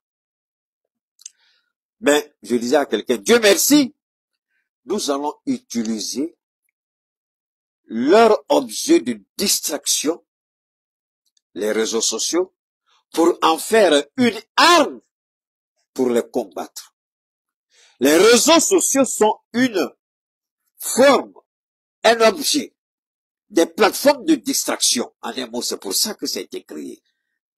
Mais Dieu nous a permis de comprendre qu'on peut l'utiliser comme arme pour les combattre. Détruire leur narratif et imposer notre narratif. C'est ce que nous sommes en train de faire ce soir. Tant que ces choses-là vont exister, ils ne pourront pas nous damer le pion. L'empire du mal L'empire du mal, selon eux, a beaucoup souffert. Regardez l'Iran aujourd'hui. Toutes les sanctions possibles. Regardez comment ils qualifient certains peuples. Par la communication, ils peuvent arriver à vous amener à faire détester un peuple ou à aimer un peuple. Ils sont très forts dans la communication et ils passent par tous les canaux possibles. Regardez les guerres qui sévissent. Ils ont tout inventé pour leur propre intérêt. Et enfin, l'empire des esclaves, selon eux, c'est l'Afrique et certains peuples d'Amérique du Sud. Dans leur tête, comme je le disais dernièrement, l'Afrique les appartient, nos terres les appartiennent, les richesses de l'Afrique sont pour eux. Et ils ne peuvent pas concevoir que des Africains puissent s'émanciper, sortir la tête de l'eau et vouloir donc les tenir tête. Et pour cela, ils se sont mis un cliché en tête. L'Africain est facile à manipuler, il n'est qu'émotion. Ils trouveront toujours un Africain pour lutter contre son frère. Et ça toujours... Un point, bon, j'ai l'occasion... Oui, non, j'essaierai de le voir, ça va je parle, je crois, c'est mercredi ou jeudi, mais je ferai tout pour te voir. Ils trouveront toujours un Africain. Voilà ça ici. Ils trouveront toujours un Africain. Un combat que lui seul le menait, quoi. Maintenant, c'est le combat contre la France, c'est le combat contre l'Occident. Donc, il y a un certain nombre de gens. Regardez comment ils qualifient certains peuples. Par la communication, ils peuvent arriver à vous amener à faire détester un peuple ou à aimer un peuple. Ils sont très forts. Aujourd'hui, à réaliser que économiquement, financièrement, ça ne va pas complètement. Ben, ils sont idiots. La Russie est la 11e puissance économique aujourd'hui. La Russie n'emprunte pas les moyens du Canada. Ils passent par tous les canaux possibles. Regardez les guerres qui sévissent. Ils ont tout inventé pour leur propre intérêt. Et enfin, l'empire des esclaves, selon eux, c'est l'Afrique et certains peuples d'Amérique du Sud. Écoutons, hein. Dans leur tête, comme je le disais dernièrement, l'Afrique les appartient, nos terres les appartiennent, les richesses de l'Afrique sont pour eux. Et ils ne peuvent pas concevoir que des Africains puissent s'émanciper, sortir la tête de l'eau et vouloir donc les tenir tête. Et ou de la Corée. Vraiment, c'est pas la Russie qui va régler leurs problèmes. C'est vraiment, c'est des naïfs et des ignorants. Ils sont très naïfs. Ils sont vraiment très, très naïfs. Et il n'y a pas de, Vous avez vu la différence quand ils me parlent? Voilà les esclaves de salon. Voilà deux Africains pitoyablement qui sont nos frères. Parce qu'on a la même peau noire. Moi, je suis pas certain si ce ne sont pas des blancs à la peau noire. Peut-être que c'est ça.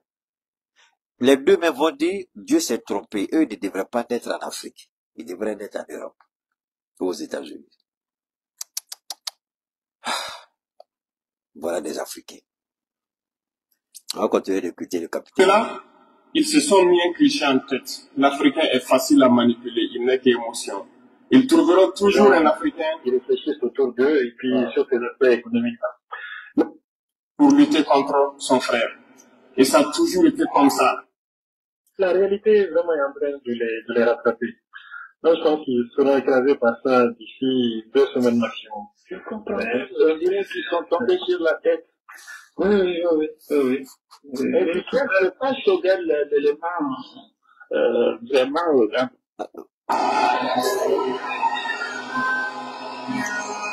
Par la communication, ils vous ont amené à détester votre propre couleur de peau. Dans nos cultures et dans beaucoup... Alors, ça, j'aime bien ça. Merci beaucoup. Quand vous allez toujours en Côte d'Ivoire, hein, c'est pas seulement la Côte d'Ivoire, hein, au Mali, les femmes utilisent produits comme c'est pas vrai. On a mêlé le noir. Alors, les influenceuses ivoiriennes, elles ne sont pas toutes, mais il y a une là, je sais pas, bon, peut-être qu'elle a tellement vendu la drogue au temps de la bête Barayoko, elle s'est pu amasser une petite fortune. quand elle se réveille le matin, elle regarde sa glace, elle dit non, non, non. Il y a une partie de son nez là qu'elle veut pas. Elle prend l'avion, elle s'en va, elle fait chirurgie. Elle veut pas vieillir. Puis du beau Dieu, tu es vraiment stupide. Alors, c'est ça. Combien ne font pas des produits? Il y a même leur histoire des BBL. BBL, moi je ne savais pas ce que ça voulait dire, c'est à la suite de la mort la femme du pasteur, on dit elle fait BBL, BBL. Je suis allé regarder BBL, effectivement c'est en Turquie que les gens font beaucoup. Les femmes qui vont arrondir encore leur postérieur, tous ces autres là. Donc il y a plein qui font ça. Bon, là c'est autre chose, mais on parle du teint. Les produits. Et souvent aussi sur TikTok, vous les femmes là, si vous m'écoutez, je vais vous parler. On voit beaucoup de jeunes filles qui vendent les produits de beauté sur TikTok. Vous êtes champion, vous allez acheter, vous allez acheter. Donc Dieu a mal fait de vous créer que vous êtes, c'est pas ça? Dieu a très mal fait. Parce que vous aurez dû être chez les Blancs. Comme Dieu vous a fait d'être au Mali, vous dites que Dieu a mal choisi votre pays de destination. Mais dites-moi, le morceau de bois qui a duré dans l'eau, là, est-ce que ça peut devenir caïman? Vous croyez que quand vous allez dépeindre votre teint, vous allez changer? On va vous vendre des produits, vous ne connaissez même pas la composition des produits. On vous dit, voilà ce que le produit peut faire. Est-ce qu'à long terme, vous aurez un cancer? Vous ne le savez pas, mais vous le faites. Mais combien de jeunes filles aujourd'hui ont utilisé ces produits-là, elles ont le cancer de la peau? Il y en a qui sont déjà mortes. Parce que quand vous vieillissez, les cellules, parce que vous fatiguez les cellules ne sont pas adaptées à supporter les produits que vous utilisez. Alors, si vous voulez vraiment être belle, pourquoi vous n'achetez pas, moi, mon dame, ça? Ça vous rend plus belle. Ça veut dire quoi? Ça va raffermir le visage. Le teint noir, là, ça va éblouir ça. Nous, on n'utilise pas de produit. Alors, vous détestez votre peau à tel point d'aller utiliser ces produits-là. Quand une entend quelque part que l'autre vend produit, surtout maintenant, là, il y a un système qu'elles ont mis en place. Alors, elles ont des contacts un peu partout en Europe, aux États-Unis. Donc, les gens envoient les produits. Et elles sont sur TikTok, mais WhatsApp, là, et puis elles vendent. À quelle fin? À quelle utilité?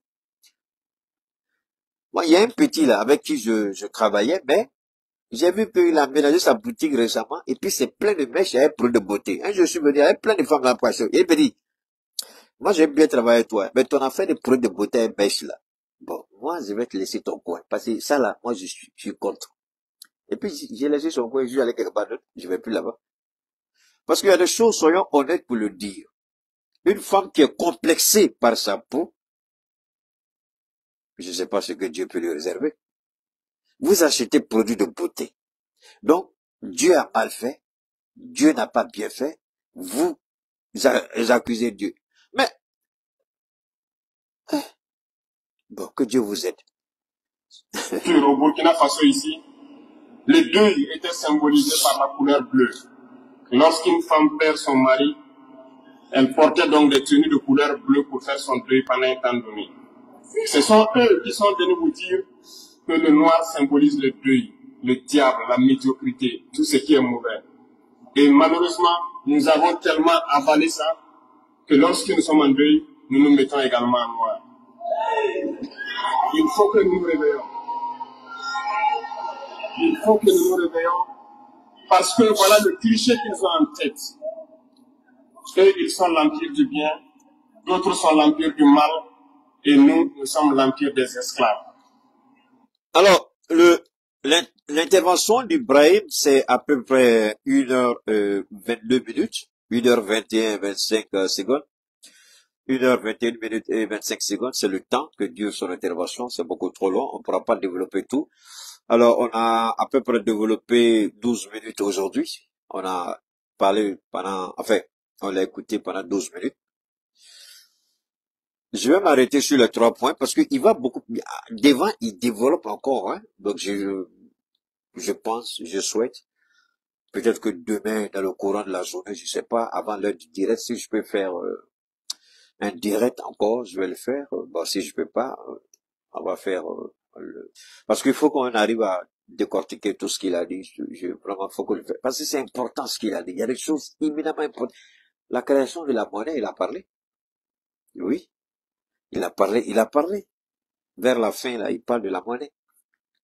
Et puis, il y a plein d'autres choses encore qu'il a développées.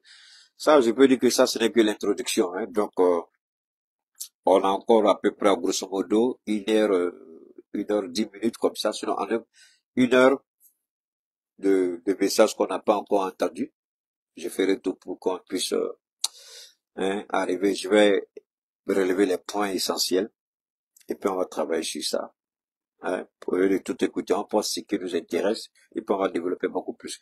Alors, ici, l'empire du bien, l'empire du mal, l'empire d'esclaves. Voilà le triangle dans lequel on vit. Un monde de mensonges, un monde corrompu, un monde dans lequel nous ne sommes rien. Ils nous mentent, ils nous manipulent, mais tout ce qu'ils veulent.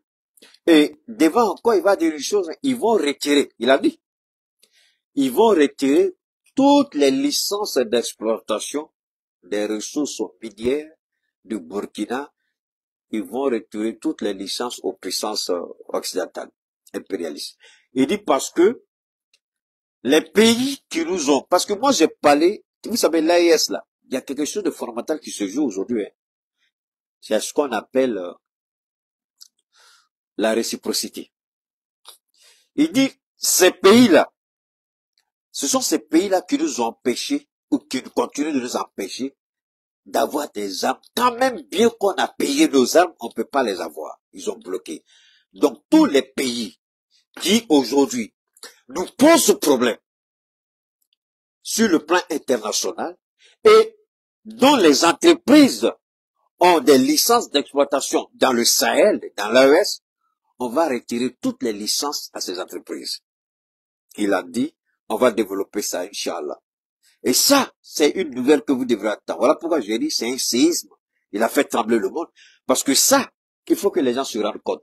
Le mal que vous croyez que nous n'avons pas le droit de vous répondre, c'est la même chose. Ils disent à la Turquie, ils disent au Brésil, ils disent à l'Afrique du Sud, ils disent à l'Inde, et ils disent à la Chine de ne pas coopérer avec la Russie.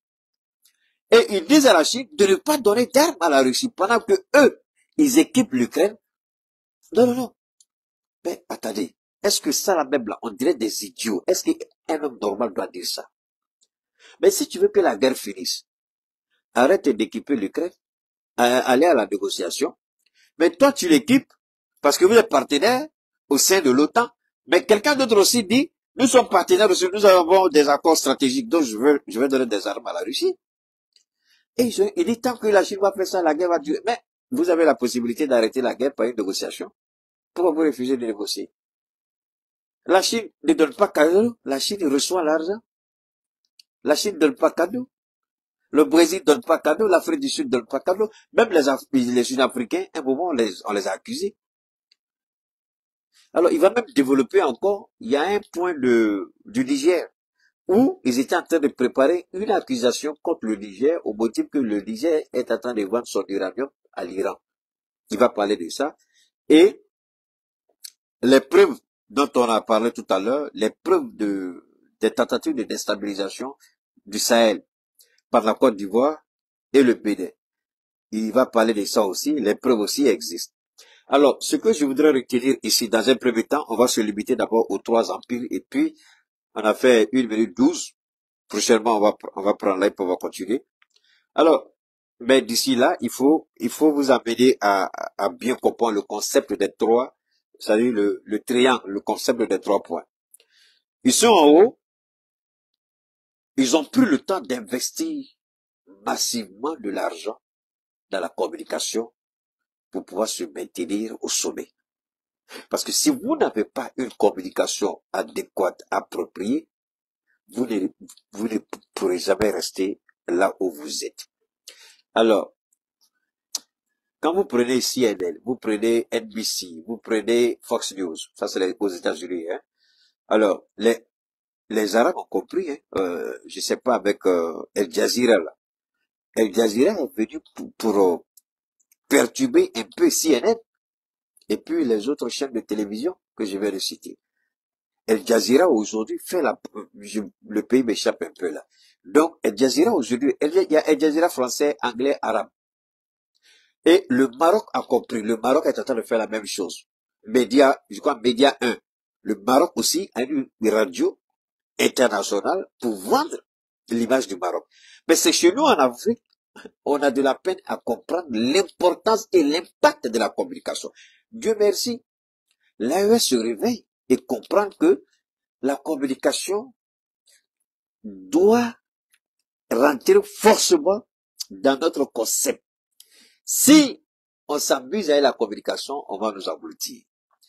Et c'est une fierté pour moi, c'est un combat que j'ai toujours mené, qu'on prenne en compte la communication.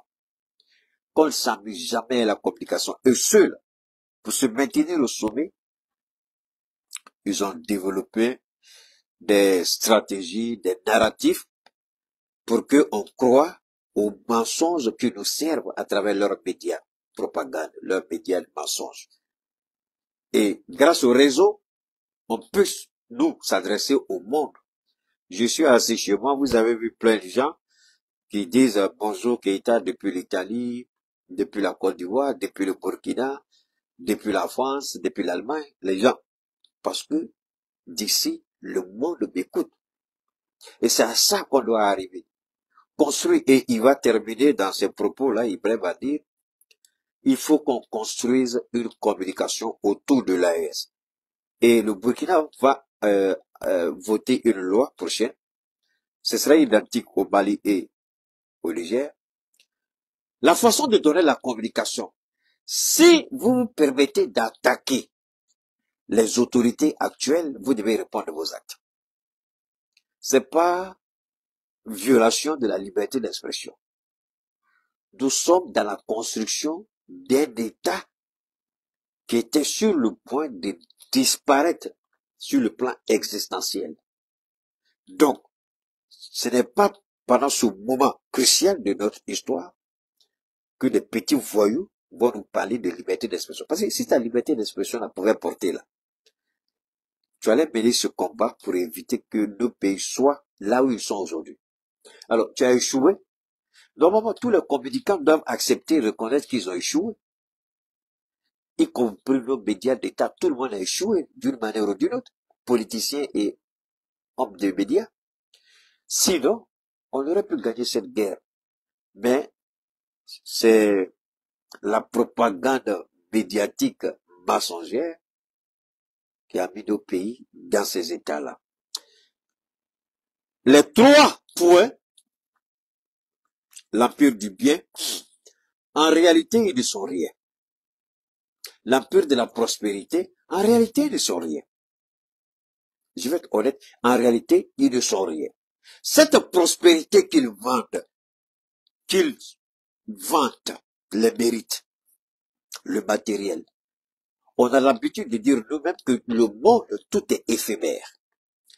Si leur économie était aussi puissante, colosse et solide, la guerre en Ukraine n'allait pas faire vaciller l'économie occidentale, l'économie européenne, parce que un seul conflit, un seul pays, la Russie, a mis l'économie de quoi? Ils sont combien là-bas? Ils sont 26 ou bien 24 pays réunis. Un seul pays, la Russie, a mis tout le monde KO. La Russie seule a mis l'Union européenne KO. Alors, posez-vous cette question simple. Est-ce que réellement, ils étaient prospères? Est-ce que réellement, ils avaient une économie solide? Regardez la France aujourd'hui. On a tous quelqu'un en France. Mais quand il commence à nous parler de la France, la seule chose qui me vient toujours en tête, il dit, bon, vraiment, je sais pas. Mais tu fais quoi là-bas? Si tu peux venir peut-être, ce serait mieux. Parce que je sais pas. Ah, c'est compliqué. Il dit, mais tu fais quoi là-bas? Il dit, tu fais quoi là-bas? Mais il faut rentrer. T'as pas besoin de rester là-bas. Il faut rentrer. Alors, une économie solide, c'est une économie qui peut résister aux intempéries, aux soubresauts, aux crises. Mais les États-Unis, eux, ils ont une facilité très simple. Quand ça secoue, ils demandent à la Réserve fédérale de pomper beaucoup de dollars dans l'économie. Et c'est ce que le président prend un décret, on injecte des milliards de dollars dans l'économie pour stabiliser le choc. Parce qu'ils ont la souveraineté de faire ça. Et quand la Chine fait, ils accusent la Chine de pomper des milliards de yens dans son économie. Parce que quand tu n'es pas souverain, tu ne peux pas faire ça. C'est pourquoi la France dit économie stabilisée dans nos États. Mais ce n'est pas dans notre intérêt. Ibrahim a montré. Alors, nous sommes en bas de l'échelle. Nous sommes le continent d'esclavage, le continent d'esclaves, l'empire d'esclaves. Les autres, c'est le mal. Eux, c'est le bien. Alors, vous croyez qu'on peut s'asseoir à la même table et puis manger la même chose? L'esclave peut-il s'asseoir à la même table que son maître? C'est là que vous devez réfléchir. Mais quand vous les voyez avec les poignées de main dans les rencontres, dans les sommets, mais regardez l'esclavage d'abord. Un petit pays, avant le CFA, était plus lourd que le franc italien. S'il y a quelqu'un ici qui peut contredire cela, je l'attends au tournant. Avant que l'Italie rentre dans l'Union européenne, le CFA était plus lourd que le franc italien. Il n'y avait pas de visa entre l'Italie et puis la Côte d'Ivoire à l'époque. Alors, aujourd'hui, l'Italie fait partie de l'Union européenne. Nous, on nous dit,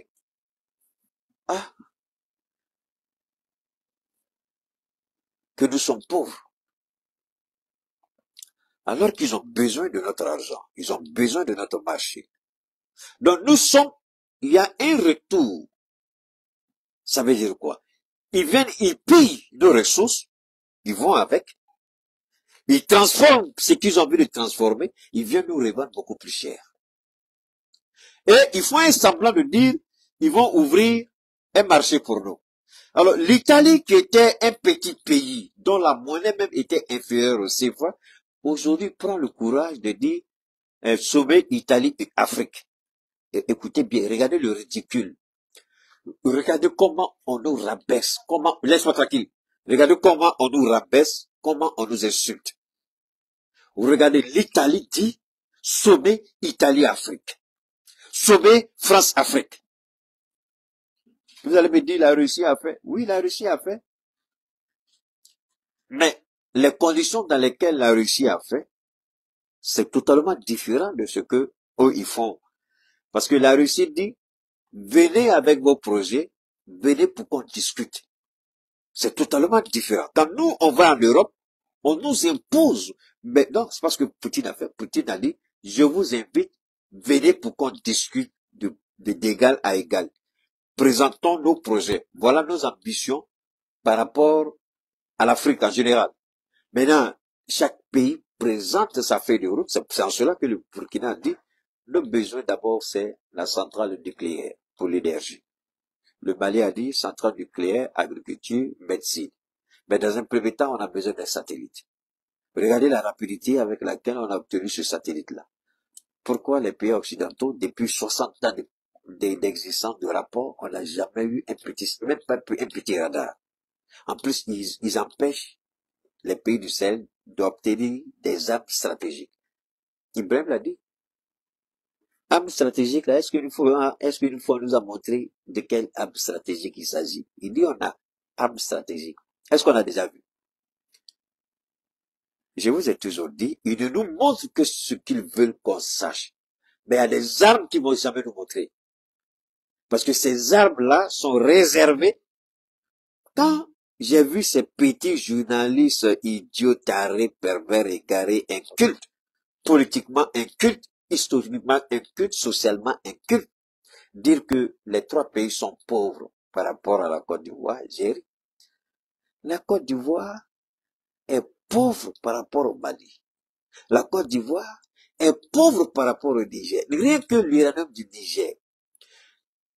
Parce que tout simplement, le narratif dit que nous sommes enclavés, désertiques, pauvres.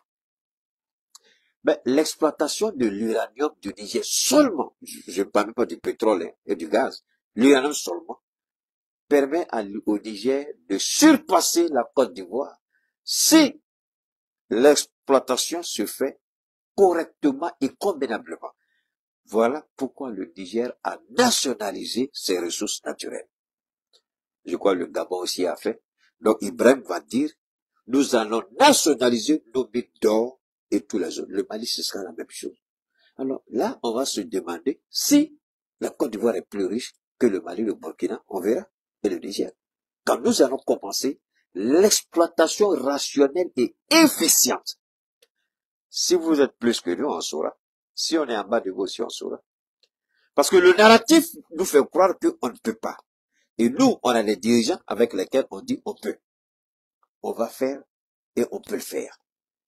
Aujourd'hui, le monde aura le temps de découvrir si réellement on est pauvre ou on n'est pas.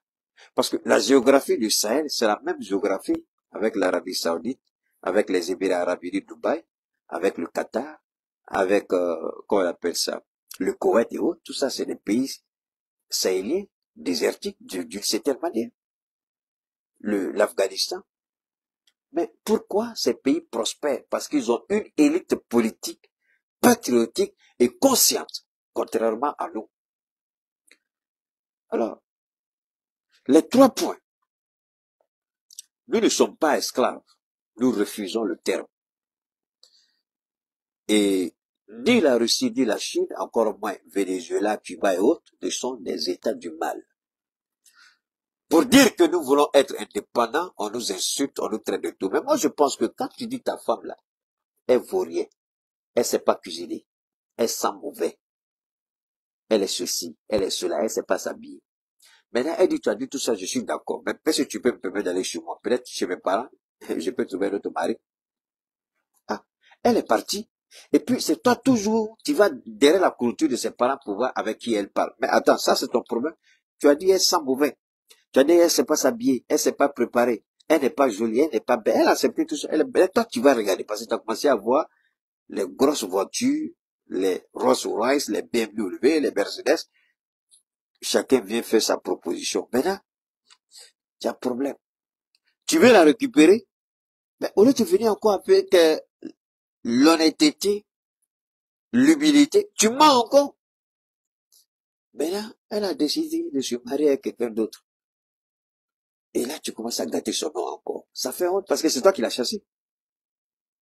Maintenant, toi tu dis c'est pas bon. Quelqu'un d'autre me dit, oh, voilà, ça c'est la femme de ma vie. Parti, ça. Maintenant, tu le vois avec partout. Parce que il a su donner de la valeur à cette femme. Quand tu prends une femme, tu lui donnes de la valeur. Si, parce qu'il y a des femmes qui sont soumises. Tu ne viens pas modeler, non, non, non. Il y a des femmes là, à faire des bijoux, elles sont pas dedans. Ça, c'est pas leur affaire. Tu veux t'habiller, tiens, l'argent va t'habiller. Tu veux faire ceci, il faut faire. Donc, il y a une plus-value. Tu t'es pas gêné à l'aider à surmonter la page. Et tu lui dis, tu n'es pas ce qu'on t'a dit, on t'a menti. Tu es très belle. Regarde-toi dans une glace. Prends ce habit il faut porter. Regarde-toi dans une glace. Est-ce que ça, c'est une personne qui est vilaine? Non. Parce que l'autre a fait un matraquage psychologique et moral pour te maintenir dans un état d'esprit qui fait de toi une vilaine femme qui sent, qui ne sait rien faire, qui ne sait pas préparer, qui est repugnante. Voilà l'idée qu'il habite dans ta tête. Maintenant, moi, je viens, j'enlève cette idée et je te fais voir la femme que tu es en réalité. Vous avez regardé le film de Baobali. Baobali, si vous avez regardé. Le 2. Là où le fils de Baobali, il y a une jeune femme là, ils vont faire palam, et je crois, d'abord son masque est tombé, il prend et puis il va la chercher, tous ces autres là. Et puis il montre il fait tout pour qu'elle voit son visage. Il a mis quelques trucs là, bon, vous connaissez les hindous, hein, quand ils font le film là. Et puis elle découvre habituellement quand elle va se regarder dans l'eau, elle voit une image dans sa tête. C'est l'image qu'elle voit. Mais sa rencontre avec Baobali l'a mise en valeur. Elle se regarde, elle ne se reconnaît plus. Tout de suite, elle tombe dans les bras du monsieur, elle pleure, elle dit donc j'étais belle comme ça, et puis je n'ai jamais su. Parce que le milieu dans lequel elle vivait, c'était la guerre, c'était la vengeance. Elle n'avait pas le temps de se mettre un peu en valeur. Et Baobali l'a mise légèrement en valeur. Et je crois qu'à la fin du film, il l'a épousée, puisque c'est une guerrière. très belle femme. Alors, c'est l'homme qui met sa femme en valeur. Dans les relations internationales, c'est pareil. C'est vous qui nous avez colonisés. Vous nous avez menti, vous nous avez trahis et vous continuez de nous voler. On s'est réveillé, on s'est rendu compte que nous sommes mieux que ce que vous dites. Nous ne sommes pas ce que vous dites, mais nous sommes au-delà de ce que vous dites. Parce qu'on a trouvé des partenaires sincères qui nous apprécient par rapport à nos propres valeurs. Maintenant, vous êtes énervés. Les esclaves de Salon, Alassane Ouattara, Patrice Talon. Des preuves sont là de leur implication dans des tentatives et des enregistrements audio seront mises à la disposition pour que nous puissions dénoncer ce qu'ils font. Ouattara n'est pas parti, c'est pourquoi il n'est pas parti. Je vois les gens dire pourquoi Talon n'est pas parti. Talon n'est pas le seul. Ouattara n'est pas parti, Talon n'est pas parti. Il y a d'autres présidents aussi qui n'étaient pas là-bas. Ouattara n'est pas parti, il sait pourquoi il n'est pas parti. Mais tout ce que nous allons dire à ces esclaves de Salon, à ces béni oui, béni non, nous serons intraitables face à eux. On attend que ces preuves-là nous soient présentées. Pour que vous sachiez en Côte d'Ivoire le genre de président que vous avez. Au Bénin, que vous sachiez le genre de président que vous avez. Le Nigeria est dedans. Le Nigeria est dedans. Mais mieux, on va dévoiler ce que la France est en train de manigancer avec la Côte d'Ivoire, le Bénin et le Nigeria. Et là, le capitaine, il va loin. Les terroristes sont entraînés, équipés, renseignés et financés dans 2 camps au Bénin. C'est pourquoi je vous ai dit à l'entrée de mes propos que pourquoi il n'y a pas eu de suite depuis la rencontre entre Tiani et les 2 anciens présidents, Lissofor et puis Yahi Boni. Parce que les documents qu'on a montrés à Yahi Boni et à Lissofor Soglo, ils sont restés silencieux. Ils n'ont pas trouvé de mots. Ils étaient dépassés. Ils étaient surpris de voir que le pays que eux, ils ont dirigé par un moment, soit devenu un pays qui veut détruire d'autres pays par rapport aux intérêts français. Nous n'avons rien contre personne. Nous disons, laissez-nous vivre notre vie. Est-ce que ça c'est compliqué? Quelqu'un te dit, sors de ma vie. Mais pourquoi chercher à nuire encore à la personne alors qu'elle ne vous a rien fait? Son seul tort, pardon, laisse-moi tranquille. Est-ce qu'il y a un langage là qui est difficile à comprendre? Laisse-moi tranquille, c'est compliqué. Alors, pourquoi ils ne vont pas demander à Emmanuel Macron depuis les élections législatives, il n'a pas encore nommé de Premier ministre? Pourquoi ils ne sont pas assez idiots, assez courageux pour dire à Emmanuel Macron, attention, tu as donné la parole au peuple, non? Le peuple a choisi un camp. Alors pourquoi tu ne donnes pas un camp dans les insoumis? Ces idiots présidents-là, c'est à eux que je parle.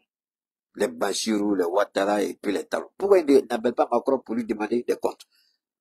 Il est parti aux États-Unis, la rencontre avec les présidents de l'OTAN.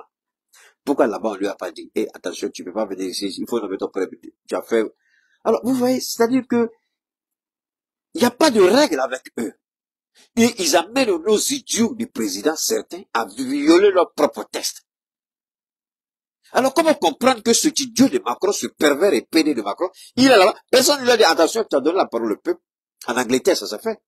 En Angleterre, ça s'est fait. En Angleterre, quand les travaillistes ont gagné, Labour Party, pardon, ils ont été tout de suite le roi nommé, le président du Labour Party. Ils sont mais pourquoi la France, il refuse de le faire? Attal rend sa démission, il dit non, il n'a qu'à attendre. Il ne veut pas de stabilité. Écoutez, hein, il dit le pays a besoin de stabilité. Donc, il maintient son premier ministre. Mais donc, chez nous ici, quand nous avons besoin de stabilité, nous prenons des décisions internes qui nous intéressent. Pourquoi t'as ta gueule payante, fils de... Parce que vous êtes là, un idiot comme ça, les plus avec sa présidente. Donc, chez eux là-bas, c'est le super monde. Vous prenez votre temps, vous stabilisez. Mais chez nous ici, Il faut créer la bouillabaisse, la déstabilisation. Tu veux stabiliser chez toi et puis déstabiliser chez nous. Et il y a des Africains pervers et égarés qui n'ont pas compris ça. C'est vraiment regrettable de voir que des enfants africains soient arrivés à ce point-là. Et c'est vraiment malheureux parce que ça fait honte. Honnêtement, je le dis, ça fait honte. Et je pense que Ouattara devrait réfléchir par 2 fois avant de faire certaines choses. Parce que nous, on va pas rester les bras croisés. On va mener cette offensive médiatique jusqu'à ce que la volonté du peuple, qui est l'émanation de la volonté suprême du Dieu Tout-Puissant, soit faite. On ne se fatiguera pas, on ne se lassera pas. On va sortir pour parler. Dans les propos du capitaine, je vous l'ai dit, le discours c'est 1h20. On a décortiqué près de 12 minutes. Mais il y a des grandes parties encore qui sont dedans qu'on va développer, Inch'Allah, dans les jours à venir.